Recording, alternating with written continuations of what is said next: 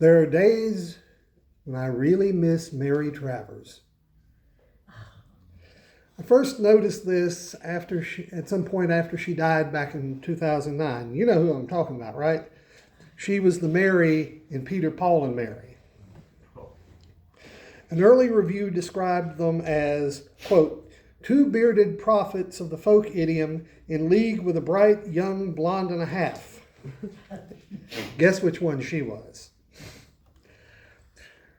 They were so iconic that New Testament scholar Bart Ehrman even punned on their group's name when he titled one of his books, Peter, Paul, and Mary Magdalene. And I've read it, by the way. One of my own early memories is of my mother singing Puff the Magic Dragon. I can't remember if I was the only one big enough to be sung to, or if one or both of my siblings had turned up at the time. Anyway, I still maintain that one of the most supremely sad moments in all of modern American literature is when Puff, abandoned by no longer little Jackie Paper, slips into his cave because he couldn't go on he couldn't be brave without his lifelong friend. And that isn't the only one of their songs I remember from childhood. It's true John Denver wrote Leaving on a Jet Plane and recorded it first, but Peter, Paul, and Mary released the version that everybody remembers at the end of 1969. It was their only number one hit in this country. They also famously recorded several of the songs we learned in the occasional music classes that I had in school. We used to have a music teacher who would come around every so often and have music lessons with us, and we would pass out the song books or the song lyric sheets and have at it. We learned to sing 500 Miles, If I Had a Hammer, and of course, Blowin' in the Wind. Bob Dylan may have written that last one with its sequence of searing questions, but Peter, Paul, and Mary recorded the definitive version. How many roads must a man walk down before they call him a man? How many seas must a white dove sail before she sleeps in the sand? How many times must the cannonballs fly before they're forever banned? The answer, my friend, is blowing in the wind. The answer is blowing in the wind. How many years must a mountain exist before it is washed to the sea? How many years can some people exist before they're allowed to be free? How many times can a man turn his head and pretend that he just doesn't see? The answer, my friend, is blowing in the wind. The answer is blowing in the wind. I want to draw your attention to that last question. How many times can a man turn his head and pretend that he just doesn't see? Now that, of course, can mean willfully turning a blind eye to certain things, and there's certainly plenty of that to go around. What about the people and things we routinely overlook without ever being aware of it? Last week, Cheryl referred to the story of the disciples on the road to Emmaus from Luke 24:13 to 35. We know how it goes. Two of Jesus' followers are walking to Emmaus, a village about 7 miles from Jerusalem, in the afternoon of the day of his resurrection. A mysterious stranger, whom they don't recognize at first, joins them and asks what they've been discussing that has them looking so sad. One of them, whose name is given as Cleopas, asks incredulously, "Are you the only visitor to Jerusalem who doesn't know the things that have happened there these days?" When the stranger, Jesus of course, asks them, "What things?" they tell him. I want you to listen to the interaction between the two. You can almost hear them interrupting each other in their eagerness to get out the story. And this is Luke 24:19 to 24. And in order to help you keep track of who is probably talking at any point, I'll hold up one finger or two. I mean, since my most reliable reader, my most reliable co-readers are both out this morning. So, what things? About Jesus of Nazareth, a prophet mighty in word and deed before God and all the people, and how our chief priests and rulers delivered him up to be condemned to death and crucified him. We had hoped that he was the one to redeem Israel. Besides all this, today is the third day since this happened. What's more, some women of our company amazed us. They were at the tomb early this morning and they didn't find his body, and they came back saying they'd even seen a vision of angels who said that he was alive. Some of us went to the tomb and found it just as the women had said, but him they didn't see. I mean, you can almost hear them, breaking in on each other. And lest you accuse me of inventing all of this, there are places where the language almost forces you to that conclusion.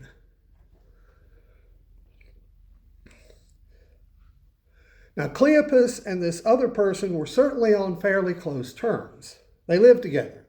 They shared meals, and they were jointly willing to offer hospitality to this stranger they met on the road without realizing it was Jesus.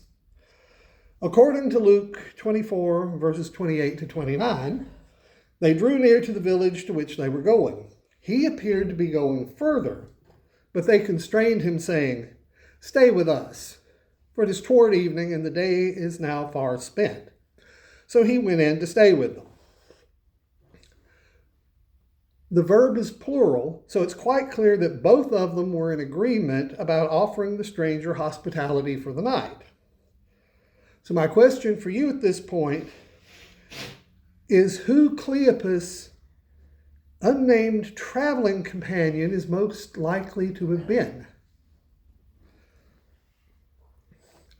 Despite the example of Eleazar of Bethania, who apparently lived with his sisters Martha and Mariam, whom you might recognize better as Lazarus of Bethany with his sisters Martha and Mary, first century Judea was definitely a heteronormative society. This is demonstrated by the memory that in the week leading up to Jesus' crucifixion, a group of Sadducees, the priestly caste that denied individual resurrection, tested him with the hypothetical example of a woman whose marriages to each of 7 brothers in turn had remained childless, which is in Matthew 22, Mark 12, and Luke chapter 20. Given that context, the answer that makes the most sense is that the unnamed companion of Cleopas was his wife. The other person might have been a sibling, maybe a sister. But the expectation at the time would have been that Cleopas and his wife were on the road that day and that they were going home after a day in Jerusalem. They lived together, ate together, and extended hospitality together, and all of these reinforced the cultural expectations of the time. Similarly, why did Jesus specifically break bread with them? Not cut bread, not share bread, break bread. In other words, why use that specific verb? I've been given a variety of answers when I ask that question. A lot of the time, people try to allegorize their answers like, Jesus' body was broken on the cross, which is straight out of later Christian theology. You could argue that Cleopas and his wife or other companion recognized Jesus because of the way he broke the bread, that it was a characteristic gesture of his, in other words. And to be fair, the text does say that that was the moment they recognized him. But Jesus using a characteristic gesture to break the bread doesn't actually address the question I asked. And it's really a simple answer. It was still the middle of Passover, and these people were all Jewish. They were all still eating matzah, and the only way to divide a single matzah is to break it. Believe me, I've eaten matzah before. Breaking is all you can do. It's like a giant cracker. Well, what difference does any of this make? Some people would refer to this whole exercise as getting lost in the weeds. But it really depends on what you're looking for. As an illustration of the theme of the resurrection, it is a digression to focus on these two things. But that's hardly the only way that you can read this story. And today I want us to be more aware of the things and people we routinely don't give a second thought. For example, we don't usually remember the Jewishness of almost all the people in the Gospels. I have to admit that it never occurred to me that they were still eating matzah in the Emmaus story until the Easter of my senior year in college. Worse than that, I've come across claims that this or that figure mentioned in the Hebrew scriptures, which we call the Old Testament, was a good Christian person from the Bible. Oy vey. The real irony is that the Protestant Reformation grew in part out of a theological movement during the Middle Ages, which began seeing the Israelite figures in the Old Testament as real people, with valid spiritual experiences, rather than as just typological foreshadowings of later Christian beliefs. As for my other question, I wish that I could say that I'd thought of the possibility that Cleopas' companion was his wife on my own, but I'm afraid it didn't occur to me at all. I remember one of the pastors we had at Kernersville meetings mentioning the suggestion in one of his sermons, but I'm sure it didn't originate with him either. It's kind of like that old episode of All in the Family, where Gloria's friend poses a riddle where a boy is riding in a car that his dad is driving. There's an accident and the two of them are rushed to the hospital, where they find that the boy's injuries are serious enough to require surgery. The surgeon comes in, takes one look at the boy's face and says, "I can't operate on this boy, he's my son." Gloria's mother, Edith, who is routinely called a dingbat by her husband, Archie, is the only one to solve the riddle, which nowadays is a lot easier. But I remember at the time, I couldn't figure it out. The surgeon is the boy's mother. In the same way, if Cleopas' wife was his companion on the road to Emmaus that day, she remains as invisible to many Christians as that female surgeon mentioned on the All in the Family episode half a century ago. In this context, Joseph Yu, the South Korean-born Episcopalian priest you may remember having heard me talk about before, has some interesting observations. When most of us read Scripture, we read it through the eyes of the Israelites. We see the story from the perspective of the people God rescued, guided, and protected. And then one day, an indigenous Christian says something to me over coffee that I still think about to this day.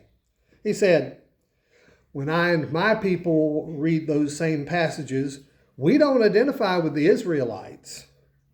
We see ourselves in the Canaanites, the ones being displaced. Wow. The perspective which feels the most natural to me, certainly, which feels natural to most of us, I'd guess, is that of the people of God, whoever they are at any given time. Joseph Yu says he was the same way. And then he continues, after his encounter with this person whom he doesn't name, it didn't ruin my faith, but it absolutely changed how I see it and how I carry it, because I realized how easily I can assume that I'm always on the inside of the story, always among the protected, always with the people God favors. In other words, we all like to see ourselves as the good guys. Unlike Peter, we wouldn't have denied Jesus 3 times just to save our own skins.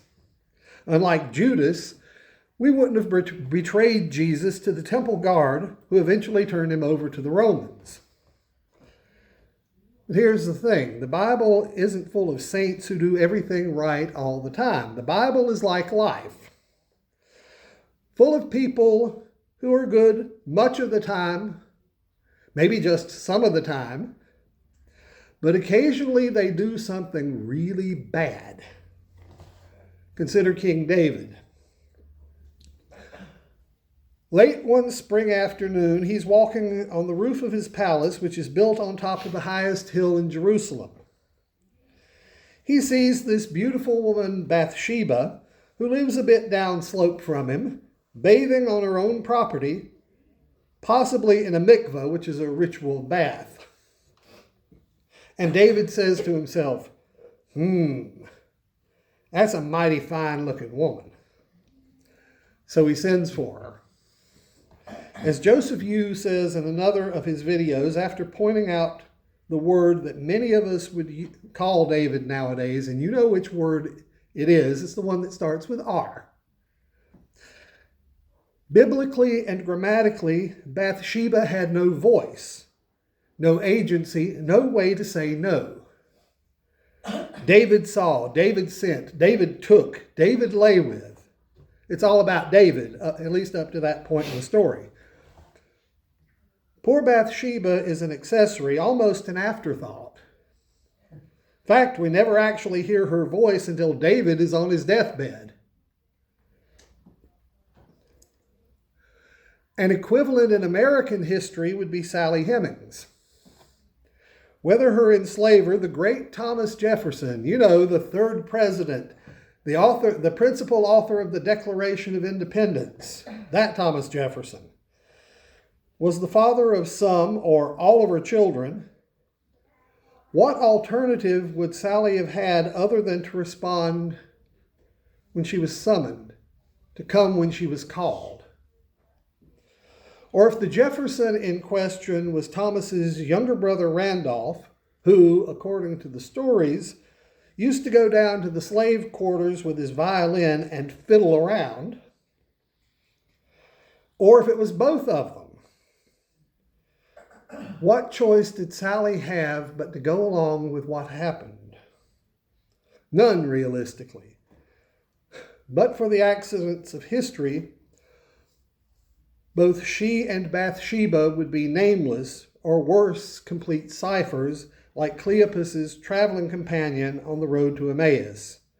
Nameless and almost completely without either independent identity or story. According to a popular meme these days, no human being is illegal.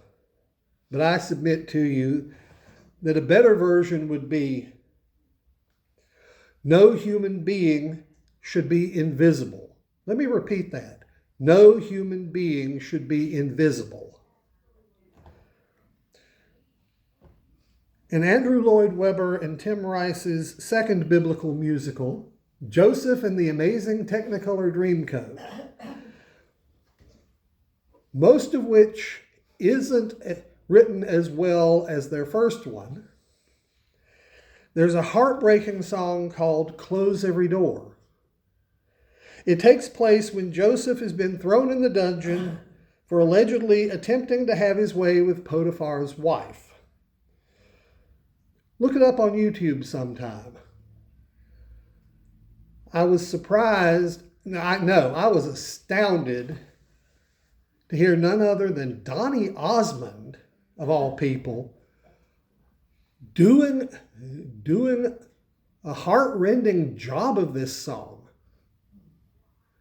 I mean, he was on point. He was on point that day, whatever else you can say about him. I won't try to sing it this morning. Frankly, I don't think I could do it justice. But I want you to listen to some of the lyrics.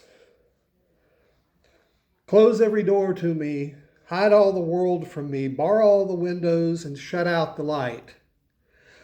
Just give me a number instead of my name, forget all about me and let me decay. I do not matter, I'm only one person. Destroy me completely, then throw me away. If my life were important, I would ask, will I live or die? But I know the answers lie far from this world. Ouch. I'm sure many of us caught the allusion to the Nazis at Auschwitz tattooing numbers on the people they selected for slave labor, instead of sending them straight to the showers. Originally a way to increase bureaucratic efficiency in simply keeping track of the prisoners, it also served to dehumanize the Nazis' victims. And that's one of the really demonic elements of the Holocaust, as well as something we have to watch out for now. The late Pope Francis went so far as to equate the suffering we inflict on each other, especially in war, with Christ's suffering during the crucifixion. Christ is once more nailed to the cross in mothers who mourn the unjust death of husbands and sons.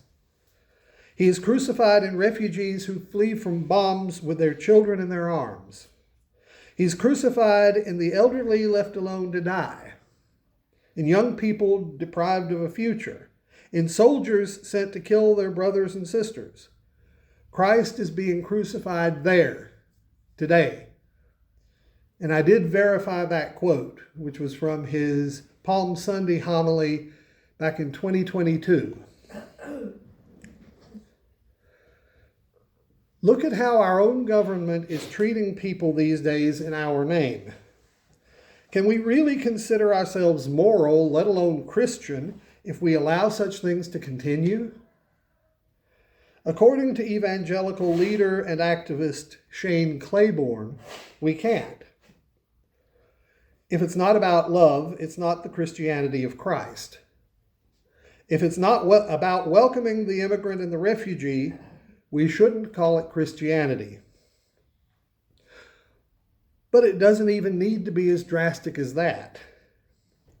In an October 1986 interview published in the U.S. News and World Report, Holocaust survivor and newly announced Nobel Peace Prize laureate Elie Wiesel expanded on a quote which had been in circulation for at least 65 years at that point. Indifference to me is the epitome of evil. The opposite of love is not hate, it's indifference. The opposite of art is not ugliness, it's indifference. The opposite of faith is not heresy, it's indifference. And the opposite of life is not death, it's indifference. And now we're getting back to Bob Dylan's searing questions, aren't we? How many times must a man look up before he can see the sky? How many ears must one man have before he can hear people cry? How many deaths will it take till he knows that too many people have died? The answer, my friend, is blowing in the wind. The answer is blowing in the wind. Take a minute to think of Mary Travers and then go follow the wind.